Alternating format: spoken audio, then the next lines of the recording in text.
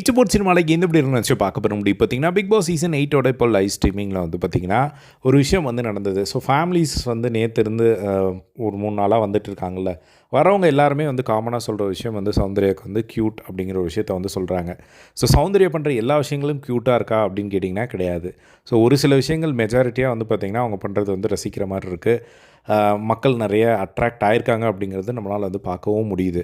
So அவங்க ஒரு சில விஷயத்தில் அந்த மாக் பண்ணுற மாதிரி பண்ணுறது அதெல்லாம் யாரும் வந்து நிறைய பேர் சப்போர்ட்டும் பண்ணுறதில்ல. நிறைய பேருக்கு வந்து அதில் உடன்பாடும் வந்து கிடையாது. அதை வந்து யாரும் வந்து அக்செப்ட் பண்ணல.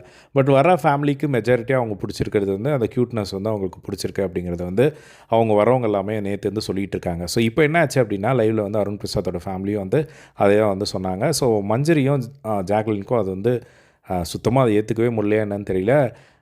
ஜாக்லின் வந்து சொல்கிறாங்க, என்ன வர்ற ஃபேமிலியெல்லாம் இவளை சும்மா க்யூட்டுன்னு சொல்லிக்கிட்டு இருக்காங்க, அப்படி இவ என்னத்தை தான் க்யூட்டாக பண்ணுறா அப்படின்னே வந்து தெரியல அப்படின்னு சொன்னோடனே உடனே மஞ்சரி வந்து சொல்கிறாங்க, நம்ம வந்து வெளியே போய் பார்ப்போமா இவ என்ன க்யூட்டாக பண்ணியிருக்கா அப்படின்னு சொல்லி. வெளியே போய் பார்த்தா இங்கே நம்ம முன்னாடி பண்ணுறதே தான் அங்கேயும் வந்து பண்ணியிருக்கா, இதைத்தான் மக்கள் க்யூட்டுன்னாங்களா அப்படின்னு நம்மளுக்கு எரிச்சல் ஆக போகுது அப்படிங்கிற மாதிரி வந்து மஞ்சரி வந்து சொல்கிறாங்க. ஸோ இதை வந்து பார்த்திங்கன்னா அப்படியே ஒரு மாதிரி வந்து சைட்லேருந்து அப்படியே ஒரு மாதிரி பார்த்துக்கிட்டு இருந்தாங்க சௌந்தர்யா. ஸோ இது வந்து அவங்க முன்னாடியே தான் வந்து சொல்கிறாங்க.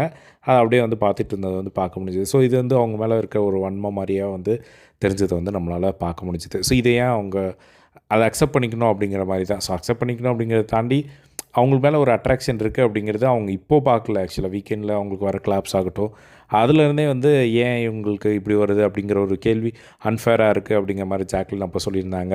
ஸோ இந்த மாதிரியான விஷயங்கள் வந்து போயிட்டுருக்கு. ஸோ இதை வந்து நீங்கள் எப்படி பார்க்குறீங்க அப்படிங்கிறத கமெண்ட் பாக்ஸில் ஷேர் பண்ணுங்கள்.